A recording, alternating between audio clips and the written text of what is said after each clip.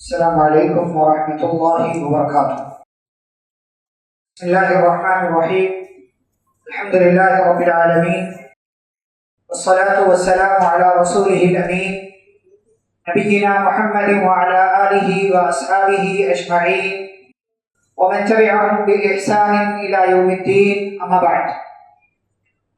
محترم حاضرین مجلس، آج کے اس درس میں آپ کے سامنے جس صحابی رسول کا تذکرہ کرنا ہے وہ صحابی نبی کریم صلی اللہ علیہ وسلم کی زبانی شہید ہیں، اور صحابی کو نبی صلی اللہ علیہ وسلم نے خیر کا ٹائٹل دیا۔ بڑے صحابہ میں سے ہیں، عشرہ مبشرہ میں سے ہیں، اور جن کا نام حضرت طلحہ بن عبید اللہ رضی اللہ تعالیٰ عنہ۔ کل ہم نے زبیر بن عوام رضی اللہ تعالیٰ عنہ کا تذکرہ کیا، اور آج طلحہ رضی اللہ تعالیٰ۔ دونوں طلحہ زبیر بہت آسان ہے بولنا، اور جب عام طور سے نام آتا ہے تو دونوں کا ایک ساتھی آتا ہے۔ ابھی آگے چل کر کے ہم اس حوالے سے اور بھی تذکرہ کریں گے کہ طلحہ اور زبیر میں مماثلت کیا ہے۔ طلحہ ان کا نام ہے، عبید اللہ ان کے والد کا نام، بنو تیم سے، جس خاندان سے حضرت ابوبکر صدیق رضی اللہ تعالیٰ عنہ ہیں، اسی خاندان سے حضرت طلحہ بن عبید اللہ رضی اللہ تعالیٰ عنہ بھی ہیں۔ ہجرت سے 28 سال پہلے پیدا ہوئے، یعنی جس وقت نبی صلی اللہ علیہ وسلم کی عمر 25 سال کی تھی، اس سال حضرت طلحہ بن عبید اللہ رضی اللہ تعالیٰ عنہ پیدا ہوئے۔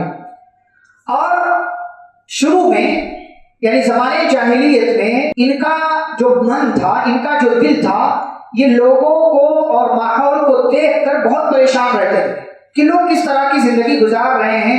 جاہلیت کی غلاظت ہے، طرح طرح کی بری چیزیں ہیں، ظلم ہے اور ناپاکی ہے، بے حیائی ہے، یہ ساری چیزیں سوچتے رہتے، اور خود اپنے آپ میں کیا تھے؟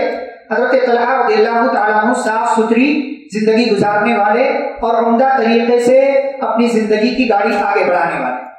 حضرت طلحہ بن عبید اللہ رضی اللہ تعالیٰ عنہ کی نبی صلی اللہ علیہ وسلم سے دو طرف سے رشتہ داریاں۔ ایک رشتہ داری تو یہ ہے کہ یہ دونوں بھی آپس میں کیا ہیں؟ ساڑو۔ زینب بنت جحش نبی صلی اللہ علیہ وسلم کی بیوی، طلحہ بن عبید اللہ کی بیوی حمنہ بنت جحش، دونوں بہن کس کی زوجیت میں؟ ایک نبی صلی اللہ علیہ وسلم کی اور ایک جو ہے حضرت طلحہ رضی اللہ تعالیٰ۔ ایسے ایک اور بیوی تھی حضرت طلحہ رضی اللہ تعالیٰ، ام کلثوم، ابوبکر صدیق رضی اللہ عنہ کی بیٹی ہے وہ عقد میں تھی، نکاح میں تھی طلحہ رضی اللہ تعالیٰ، اور عائشہ رضی اللہ تعالیٰ عنہا جو ہے نبی صلی اللہ علیہ وسلم کیا کرنی، اس حساب سے بھی ساڑو ہو گئے۔ زبیر بن عوام بھی نبی صلی اللہ علیہ وسلم کے ساڑو، اور طلحہ بن عبید اللہ بھی نبی صلی اللہ علیہ وسلم کے ساڑو۔ تو یہ دونوں میں ایک مماثلت ہے۔ تو انہوں نے جب شادی کی عمر ہوئی تو حضرت حمنہ بنت جحش رضی اللہ تعالیٰ عنہ سے شادی کر دی، اور اس کے بعد تجارت میں لگ گئے۔ یہ بھی ایک اچھے کاروباری تھے، بڑے تاجر تھے، چنانچہ مکہ سے باہر بصرہ میں، شام کے علاقوں میں تجارت کرنے جایا کرتے تھے۔ بعض لوگوں نے ذکر کیا ہے، اگر اس واقعے کو ہم صحیح مانیں، کہ ایک مرتبہ حضرت طلحہ بن عبید اللہ رضی اللہ تعالیٰ عنہ شام کے علاقے میں گئے، وہاں سے سفر جب وہاں گئے تو وہاں ایک راہب سے ملاقات ہوئی۔ اس راہب نے جو آس پاس موجود لوگ تھے ان سے کہا کہ بھائی دیکھو یہاں کوئی مکہ کا آدمی ہے کیا؟ تو حضرت طلحہ رضی اللہ تعالیٰ عنہ کو جب پتا چلا کہ یہ راہب جو ہے ایسے آدمی کے بارے میں پوچھا تو کہا ہاں ہے، کہا کون کام ہے؟ تو کہا وہ تمہارے بیچ میں ایک ایسا بندہ کیا آ گیا ہے جو اپنے آپ کو نبی کہتا ہے؟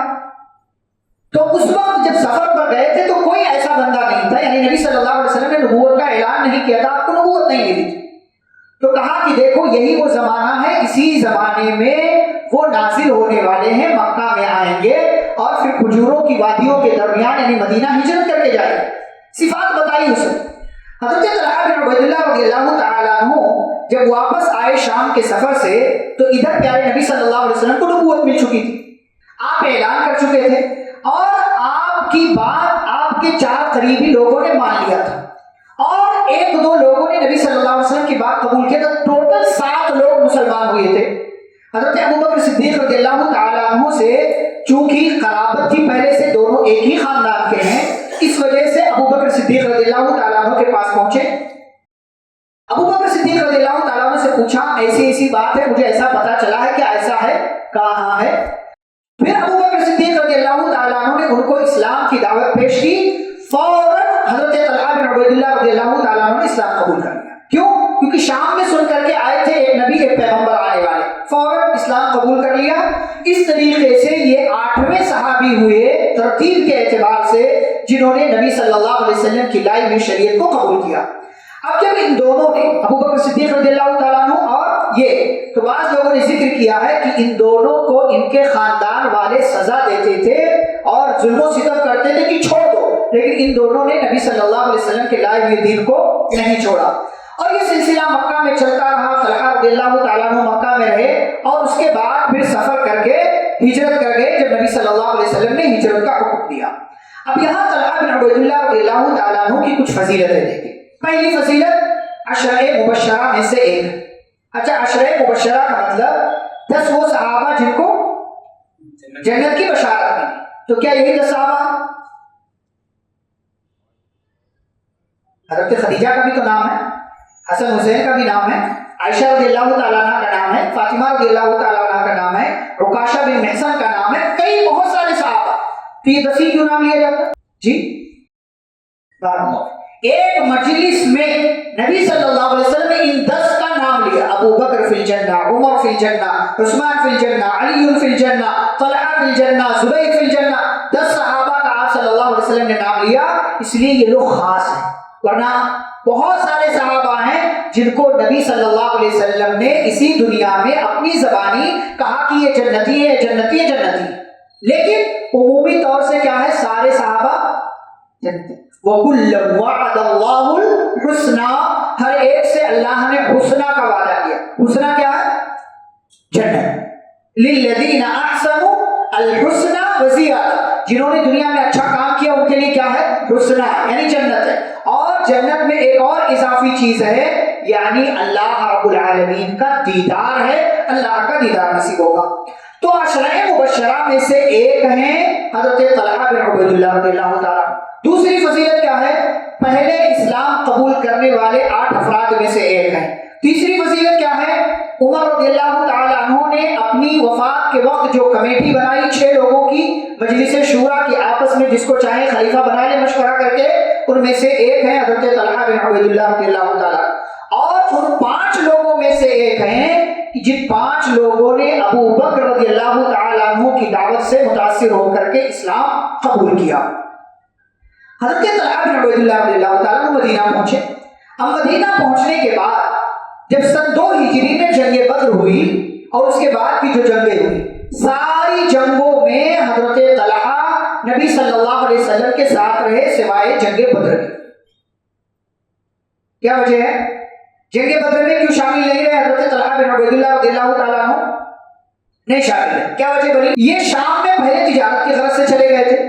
بعض لوگوں نے یہ ذکر کیا جیسا کہ طبقات ابن سعد میں ہے کہ نبی صلی اللہ علیہ وسلم نے بتایا کہ شام سے قریش کا تجارت کا قافلہ آنے والا ہے، اسے ہم کو گرفتار کرنا ہے. آپ صلی اللہ علیہ وسلم نے حضرت طلحہ کو اور سعید بن زید کو، ان دونوں کو 10 دن پہلے ہی قافلے کی جاسوسی کے لیے بھیجا کہ پتہ کریں اور ہمیں بتائیں. یہ دونوں گئے، حورا نامی مقام پر یہ پہنچے اور ٹھہر گئے. ان کے پاس سے وہ قافلہ گزرا اور پھر وہاں نبی صلی اللہ علیہ وسلم کو اطلاع ملی اور آپ صلی اللہ علیہ وسلم نکلے بھی. لیکن اس سے پہلے کہ طلحہ اور سعید یہ دونوں مدینہ پہنچتے، یہاں کیا ہو گیا؟ بدر کے میدان میں جنگ پیش آ گئی. اس وجہ سے یہ دونوں اس کے اندر شامل نہیں ہو سکے تھے، کیونکہ ایک مہم پر تھے. کس کی طرف سے؟ نبی صلی اللہ علیہ وسلم کی طرف سے. اور اسی لیے جنگ میں گرچہ شامل نہیں ہوئے، لیکن جنگ کے بعد جب مال غنیمت کی تقسیم ہوئی تو اس میں حضرت طلحہ بن عبید اللہ رضی اللہ تعالیٰ عنہ کا بھی حصہ نبی صلی اللہ علیہ وسلم نے لگایا اور انہیں شامل کیا. حضرت طلحہ بن عبید اللہ رضی اللہ تعالیٰ عنہ کی بے مثال بہادری اور ان کی شجاعت دراصل سامنے آتی ہے جنگ احد کے اندر. جنگ احد میں جب پہلے مرحلے میں پیارے نبی صلی اللہ علیہ وسلم کے صحابہ کامیاب ہو گئے اور مال غنیمت سمیٹنے لگے. اس خاص جگہ کو چھوڑ دیا. خالد بن ولید رضی اللہ تعالیٰ عنہ کا حملہ ہوا اور جیتی ہوئی بازی بظاہر ہار گئے. ایسے ماحول میں صحابہ نے میدان چھوڑ دیا اور پیارے نبی صلی اللہ علیہ وسلم کے پاس ٹوٹل 12 افراد رہے, صرف 12 افراد. کان رسول اللہ صلی اللہ علیہ وسلم فی ناحیت فی 12 رجلا من الانصار. 12 انصاری صحابہ کے درمیان آپ تھے, باقی سب ادھر ادھر بکھر گئے. وفیہم طلحہ بن عبید اللہ, اور انہی 12 میں سے طلحہ بن عبید اللہ رضی اللہ تعالیٰ عنہ بھی ہیں, یعنی آپ کے مددگار جو تھے. فأدركهم المشركون فالتفت رسول اللہ صلی اللہ علیہ وسلم وقال من للقوم. مشرکین نے توجہ کی کہ نبی صلی اللہ علیہ وسلم کو مار دیا جائے. چنانچہ پیارے نبی صلی اللہ علیہ وسلم نے اعلان کیا, کون ہے جو مجھے بچائے گا؟ حضرت طلحہ رضی اللہ تعالیٰ عنہ نے کہا میں. اے اللہ کے رسول صلی اللہ علیہ وسلم میں. پھر آپ نے اعلان کیا, پھر طلحہ رضی اللہ تعالیٰ عنہ نے کہا اللہ کے نبی میں. پھر آپ صلی اللہ علیہ وسلم نے تیسری بار اعلان کیا, پھر انہوں نے کہا کہ میں آپ کو بچانے کے لیے تیار. کل کی مجلس میں ہم نے زبیر بن عوام رضی اللہ تعالیٰ عنہ کے تعلق سے تذکرہ کیا تھا کہ 3 بار جنگ خندق کے موقع سے جاسوسی کا اعلان کیا, کون جائے گا جاسوسی کرے گا؟ انہوں نے کہا میں. ادھر طلحہ بھی وہی کام کر رہے ہیں. یہ ایک اور مماثلت ہے حضرت طلحہ اور حضرت زبیر رضی اللہ تعالیٰ عنہما کے درمیان. چنانچہ نبی صلی اللہ علیہ وسلم کے جہاں آگے کے 2 دانت شہید ہوئے, آپ کے رخسار مبارک پر جہاں زخم آیا اور لوہے کی خود آپ کے اس کے دانت آپ کے رخسار میں دھنس گئے, آپ صلی اللہ علیہ وسلم زخمی ہوئے, پریشان ہوئے, جسم سے خون نکلا, بلکہ افواہ تک اڑ گئی. اس پورے مرحلے میں پیارے نبی صلی اللہ علیہ وسلم کے آس پاس یہ 12 صحابہ ہیں, جس میں سے 7 ایک کے بعد دیگرے شہید ہوئے. حضرت طلحہ بن عبید اللہ رضی اللہ تعالیٰ عنہ ہر طرف سے نبی صلی اللہ علیہ وسلم کا دفاع کرتے رہے, آپ کو بچاتے رہے. یہاں تک کہ بعد میں ان کی بیٹیاں 2 بیٹیاں بیان کرتی ہیں طلحہ کی, طلحہ بن عبید اللہ رضی اللہ تعالیٰ عنہ کی, کہ ہم نے ابا کے جسم پر زخموں کے نشانات گنے تو بعض روایتوں میں 24, بعض روایتوں میں 40 زخم کے آتے ہیں کہ آگے پیچھے ابا کے جسم پر اتنے سارے زخم لگے ہوئے تھے.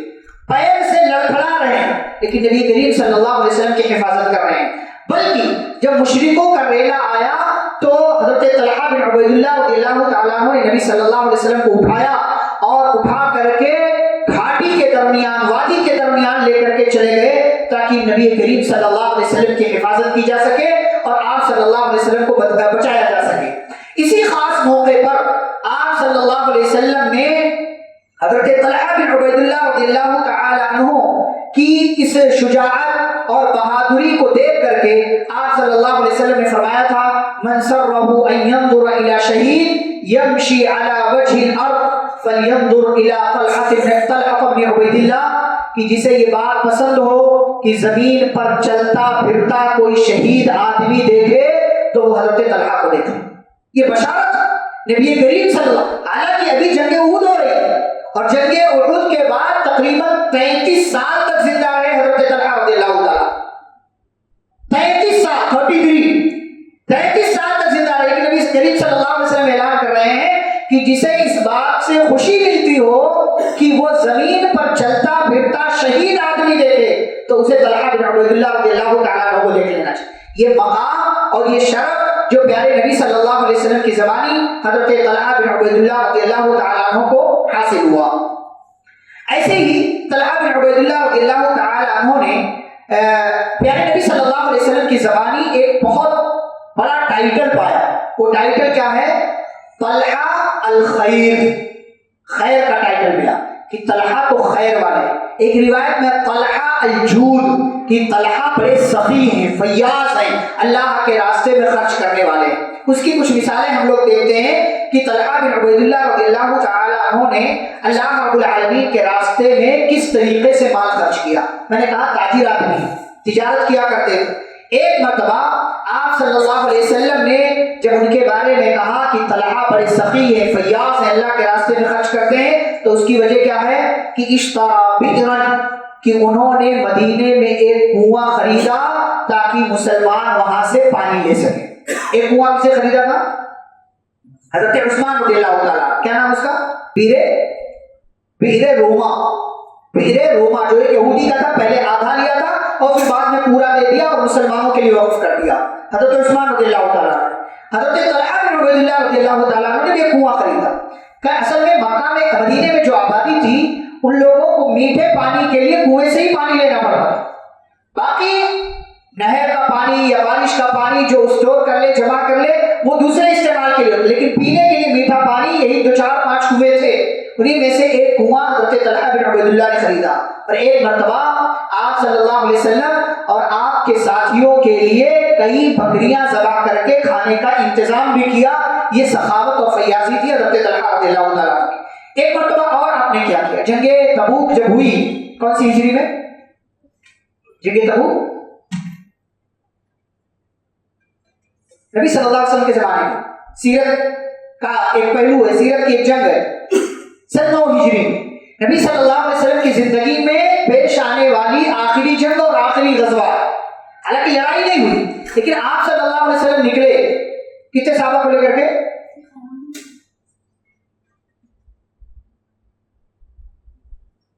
دیکھ کر کے آئیے، پھر پوچھوں گا. دیکھیں گے جنگ تبوک میں کتنی تعداد؟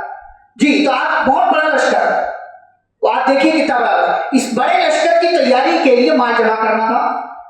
لمبا سفر تھا، گرمیوں کا زمانہ تھا، پھر پک کر کے تیار ہو چکے تھے، پہلی بار اتنے لمبے سفر پر جانا تھا.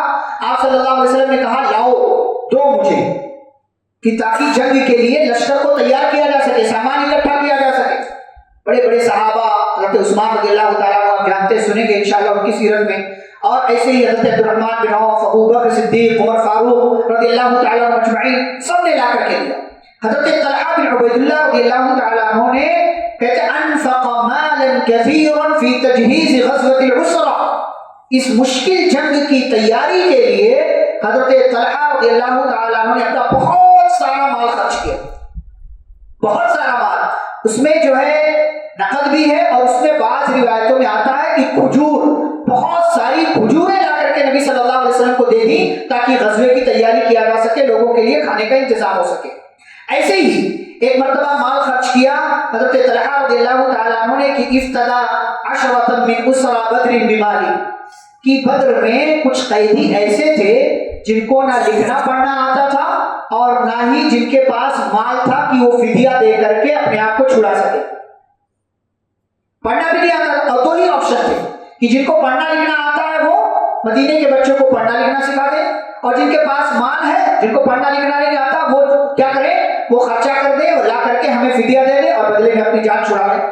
10 ایسے لوگ تھے جن کے پاس کچھ نہیں تھا. 10 لوگوں، ان لوگوں کی مدد کی حضرت طلحہ بن عبید اللہ رضی اللہ عنہ، ان لوگوں کی مدد کی، اپنا مال خرچ کیا. ایک اور روایت میں ہے کہا باع ارضا له ب700,000، حضرت طلحہ بن عبید اللہ رضی اللہ تعالیٰ عنہ نے 7 لاکھ کی ایک زمین خریدی. اب 7 لاکھ درہم کم سے کم مانیے اس کو، 7 لاکھ درہم کی زمین خرید لی، لیکن رات بھر ان کو نیند نہیں آئی. رات بھر حضرت طلحہ بن عبید اللہ رضی اللہ تعالیٰ عنہ کو نیند نہیں آئی. بعض روایتوں میں آتا ہے کہ ان کی بیوی نے پوچھا کیا مسئلہ، حضرت طلحہ بن عبید اللہ رضی اللہ تعالیٰ عنہ کی بیوی نے پوچھا کہ کیا مسئلہ ہے، جو ام کلثوم کی ابو بکر صدیق رضی اللہ تعالیٰ عنہ کی بیٹی ہے. جب تو انہوں نے بتایا کہ ایسی ایسی بات صبح ہوئی، اور منگوایا کہ جو اس طریقے سے اس زمانے میں انتظام ہوتا تھا، اور جتنا مال تھا اس پورے مال کو مہاجرین اور انصار کے درمیان تقسیم کر دیا، پورے مال. حضرت طلحہ بن عبید اللہ رضی اللہ تعالیٰ عنہ کہتے ہیں میری بیوی نے کہا کہ ابو محمد، یعنی اپنے شوہر کو کہہ رہی تھی کہ اس مال میں ہمارا کوئی حصہ نہیں ہے.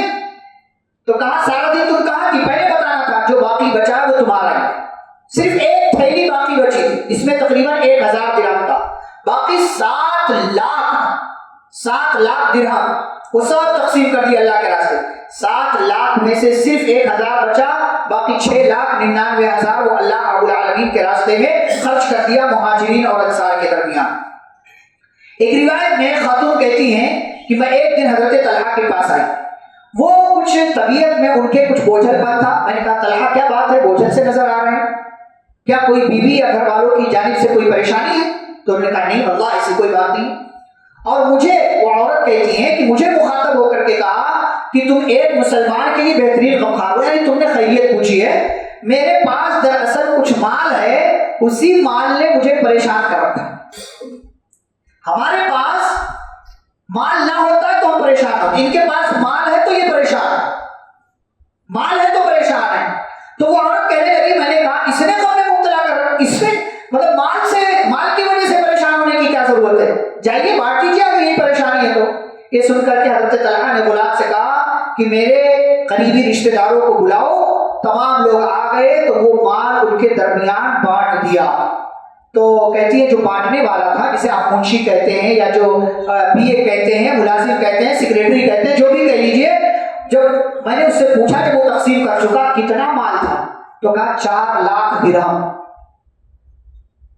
4 لاکھ درہم کا 4 لاکھ درہم یعنی چاندی کے سکے حضرت طلحہ بن عبید اللہ رضی اللہ تعالیٰ عنہ نے بانٹا اس موقع سے۔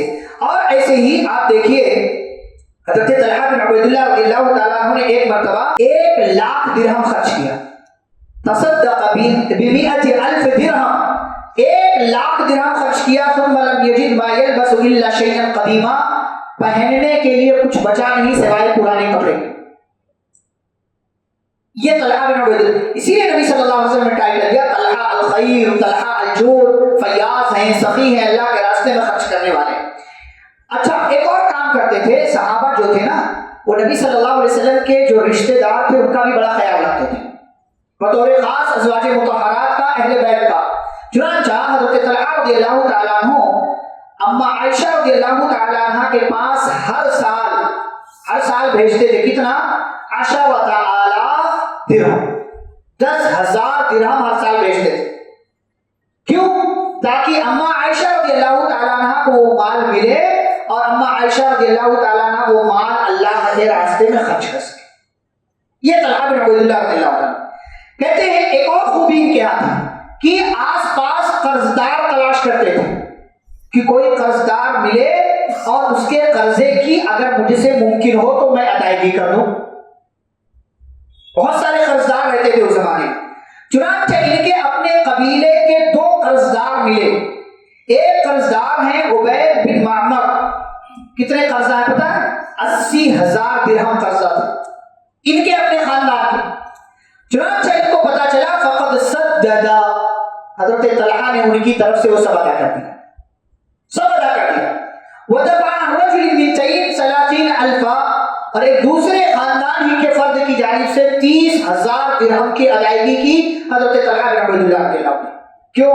نبی کریم صلی اللہ علیہ وسلم کی ایک حدیث ہے، کیا حدیث ہے کہ آپ صلی اللہ علیہ وسلم کی حدیث ہے، آپ صلی اللہ علیہ وسلم نے فرمایا کہ پرانے زمانے میں ایک بندہ تھا، وہ بندہ لوگوں کو قرضہ دیتا تھا، جب قرضہ دیتا تھا اور وصولنے کی باری آتی تھی تو اپنے غلاموں اپنے بندوں سے کہتا تھا جاؤ وصول کر لاؤ، کس کس کا ٹائم ہو گیا جاؤ اس کے پاس وہ پہنچتا تھا تو وہ لوگ پہنچتے تھے جب وصولنے کے لیے، تو یہ مالک جو تھا وہ کہتا تھا کہ دیکھو اگر کوئی مہلت مانگے تو اسے اور مہلت دے دو، مہلت دے دو اسے۔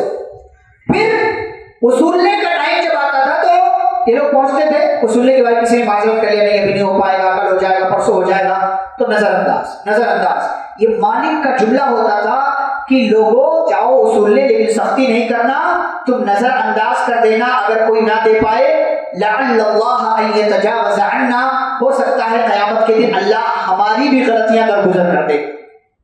فتجاوز اللہ عنہ، اس کی اس خوبی کی وجہ سے کہ قرضدار کو مہلت دے رہا ہے اور ٹائم دے رہا ہے، نظر انداز کر رہا ہے، اس پر غصہ نہیں کر رہا ہے، اللہ رب العالمین کہہ رہا ہے کہ جانے دو۔ جیسے وہ اپنے بندوں سے کہتا تھا کہ کوئی قرضہ نہ دے پائے تو جانے دینا، ایسے اللہ نے اس کے گناہوں کے بارے میں بھی فیصلہ کیا کہ جانے دو، بخش دو اس کو مہلت۔ اللہ نے کیا کہا وَإِن كَانَ ذُو عُسْرَةٍ فَنَظِرَةٌ إِلَىٰ مَيْسَرَةٍ وَأَن تَصَدَّقُوا خَيْرٌ لَكُمْ إِن كُنتُمْ تَعْلَمُونَ، کہ اگر کوئی مشکل میں ہے، تم نے قرضہ دیا ہے وہ ادا نہیں کر پا رہا ہے، مہلت دے دو یا معاف کر دو، تو یہ تمہارے لیے بہتر ہے اگر تم سمجھو کہ اللہ بھی تمہارے گناہوں کو معاف کرے گا اور اللہ رب العالمین بھی تمہاری خطاؤں کو درگزر کرے گا۔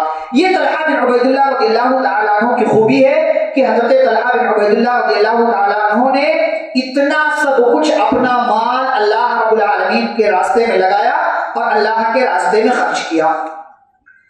حضرت ابو بکر صدیق رضی اللہ تعالیٰ عنہ کے زمانے میں یہ یہیں پر رہے، بیعت بھی کی۔ عمر رضی اللہ تعالیٰ عنہ کا زمانہ آیا، ان کے زمانے میں بھی رہے، لیکن بہت زیادہ تفصیلات ان دونوں کے زمانے کے حوالے سے نہیں۔ حضرت عثمان رضی اللہ تعالیٰ عنہ کے زمانے میں حضرت عمر رضی اللہ تعالیٰ عنہ 6 لوگوں کا نام منتخب کیا، ان میں سے کسی کو خلیفہ بنا لو۔ عثمان رضی اللہ تعالیٰ عنہ خلیفہ بن گئے۔ طلحہ بن عبید اللہ رضی اللہ تعالیٰ عنہ نے بیعت بھی کر لیا۔ ہمارے یہاں 6 لوگوں کا نام پیش کرو، ایک کو بنا دیا جائے تو 5 لوگ کیا کریں گے؟ ابو سر قمطریہ، منہ بن جاتا سب کا، ہے نا؟ اس کے اندر یہ تھا یہ تھا، اس کو بنایا، مجھے کیوں نہیں بنا، فلاں کو کیوں نہیں بنا، کوئی منہ نہیں بنا۔ باقی 5 لوگوں نے عثمان رضی اللہ تعالیٰ عنہ کی بیعت کر لی۔ پھر حضرت علی رضی اللہ تعالیٰ عنہ کا زمانہ ہے، عثمان رضی اللہ تعالیٰ عنہ شہید کر دیے۔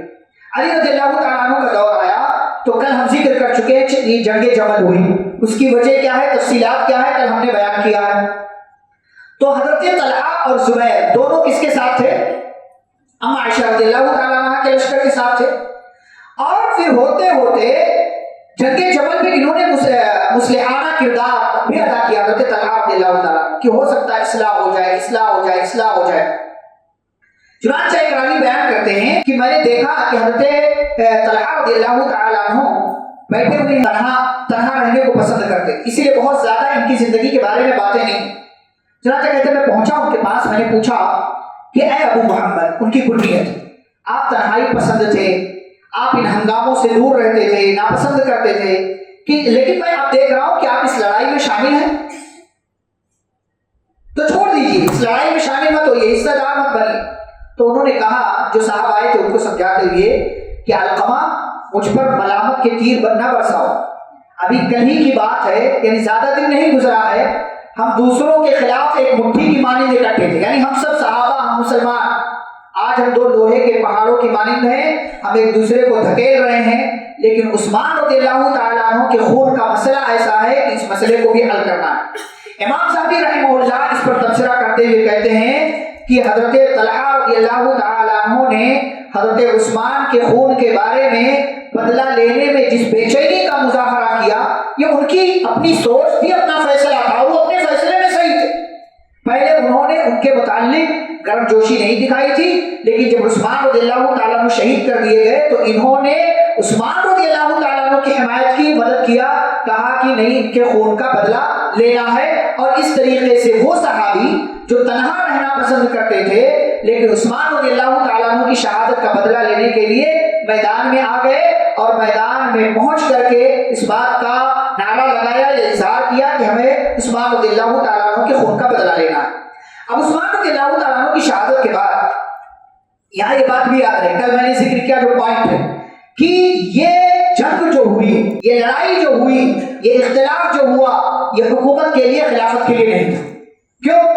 حضرت طلحہ رضی اللہ تعالیٰ عنہ نے عثمان رضی اللہ تعالیٰ عنہ کی وفات اور شہادت کے بعد جب علی رضی اللہ تعالیٰ عنہ کو خلیفہ بنایا گیا یا وہ بنے، تو سب سے پہلے بیعت جنہوں نے کی طلحہ بن عبید اللہ رضی اللہ عنہ، سب سے پہلے انہوں نے بیعت کی ہے۔ اور حضرت علی رضی اللہ تعالیٰ عنہ کی بیعت کی صورت یہ تھی کہ حضرت عثمان کے قاتلوں نے جو ہے اس طریقے کا ماحول بنا رکھا تھا، اور مسلمانوں کو آپس میں لڑانا چاہتے تھے، اختلاف ہو سکتا تھا، اس لیے حضرت طلحہ بن عبید اللہ رضی اللہ تعالیٰ عنہ نے حضرت علی رضی اللہ تعالیٰ عنہ سے بیعت کی اور ان کی خلافت سے خوش تھے۔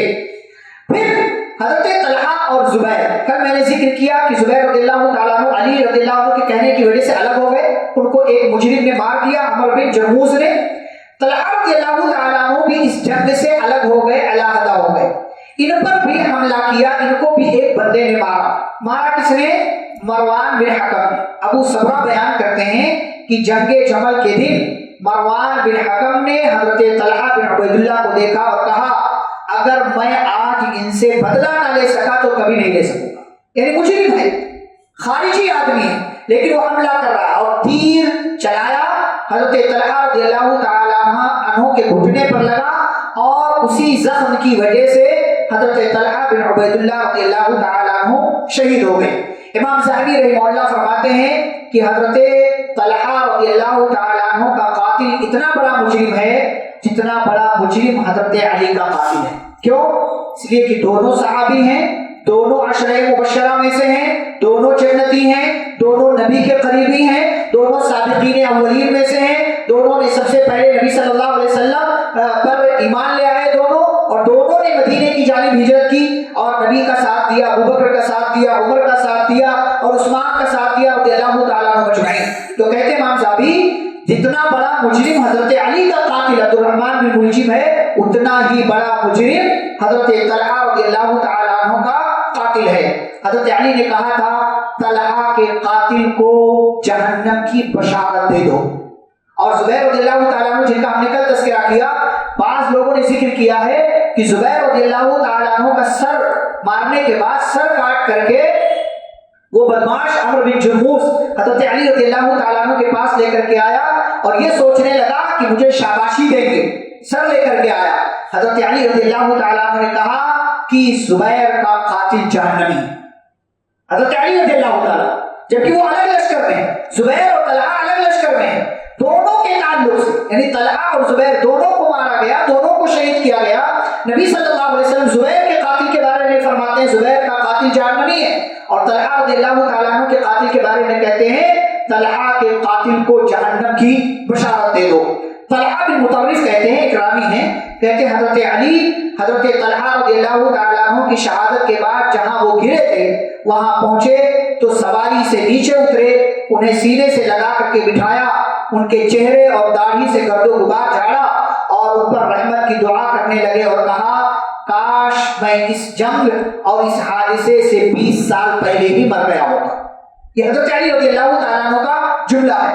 اور حضرت علی رضی اللہ تعالیٰ عنہ نے ایک مرتبہ کہا تھا کہ مجھے یقین ہے کہ میں طلحہ اور زبیر ان لوگوں میں سے ہوں گے جن کے بارے میں اللہ نے کہا ہے وَنَزَعْنَا مَا فِي صُدُورِهِم مِّن غِلٍّ، کہ جنت میں ہم ان کے دلوں سے سینوں سے کینہ، حسد، جلن سب نکال دیں گے۔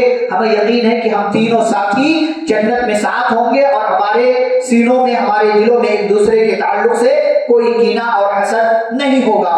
اس طریقے سے حضرت طلحہ بن عبید اللہ رضی اللہ تعالیٰ عنہ جنگ جمل میں شریک ہوئے، اس میں شہید کیے گئے، اور جیسے حضرت زبیر نے 64 سال کی عمر پائی اور 64 سال کی عمر میں 36 ہجری میں جنگ جمل میں شہید کیے گئے، قتل کر کے مارے گئے، ایسے ہی سے ان کے یہ ساتھی حضرت طلحہ رضی اللہ تعالیٰ عنہ عمر 64 سال، سال وفات 36 ہجری، موقع جنگ جمل، اور وجہ کیا ہے؟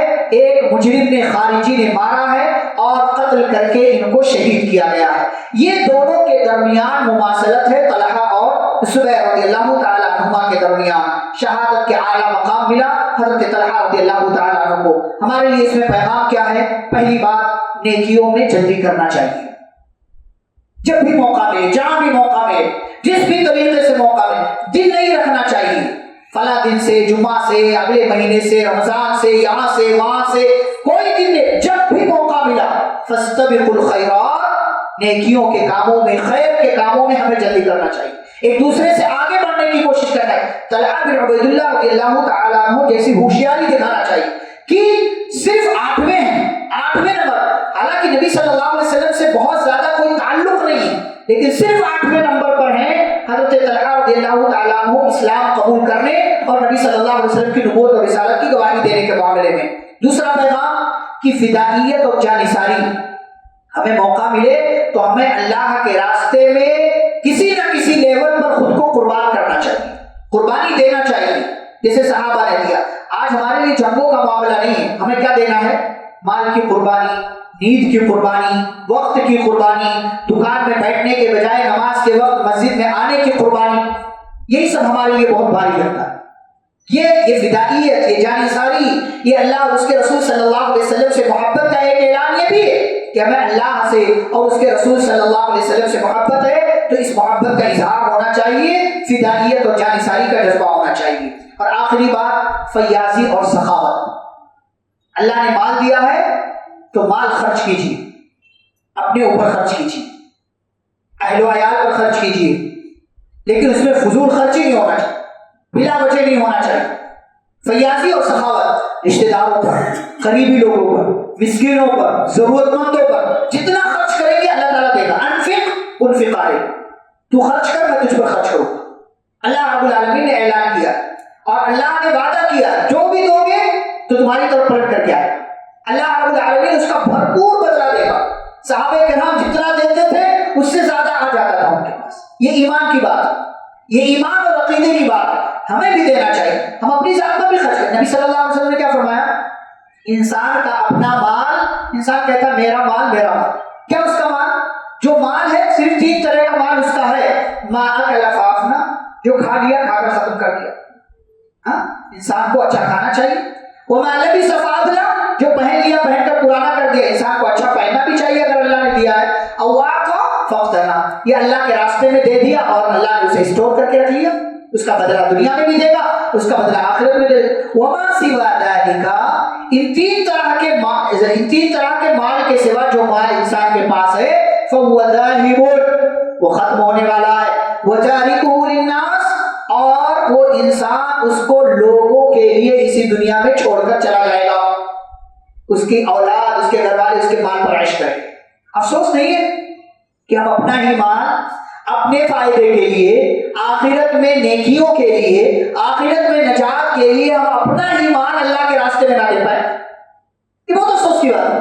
یہی صحابہ کرام کی سوچ تھی کہ ہمیں اللہ تعالیٰ نے دیا ہے تو ہمیں اللہ رب العالمین کے راستے میں خرچ کرنا ہے, اور یہ ہماری ذمہ داری. طلحہ بن عبید اللہ رضی اللہ تعالیٰ عنہ کی ایک نمایاں خوبی جو نبی کریم صلی اللہ علیہ وسلم کو بڑی پسند ہے, شجاعت, بہادری, بہت ساری چیزیں ہیں ان کی اپنی فضیلت اور مقام و مرتبے کے حوالے سے, لیکن ایک ذاتی چیز, انفرادی چیز جو ان کی زندگی میں تھی وہ فیاضی اور سخاوت ہے.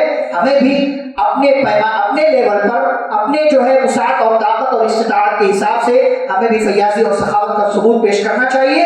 تو یہ طلحہ بن عبید اللہ رضی اللہ تعالیٰ عنہ کی زندگی کے حوالے سے چند ایک اہم باتیں تھیں جو آپ کے سامنے ذکر کی گئیں. دعا ہے اللہ رب العزت سے اللہ ہم سبھی کو صحابہ کرام کی سیرت پڑھنے اور ان کی سیرت کی روشنی میں اپنی زندگی کو سنوارنے اور نبی کریم صلی اللہ علیہ وسلم کی سنتوں پر عمل کرنے کی توفیق عطا فرمائے. جب تک اللہ تعالیٰ دنیا میں زندہ رکھے اسلام اور ایمان پر, خاتمہ اور خاتمہ بالخیر ہو. وصلی اللہ تعالی علی نبینا محمد وعلی آلہ واصحابہ اجمعین. ربنا تقبل منا انك انت السميع العليم. سبحانك اللهم وبحمدك اشهد ان لا اله الا انت استغفرك واتوب اليك. السلام علیکم ورحمۃ اللہ وبرکاتہ.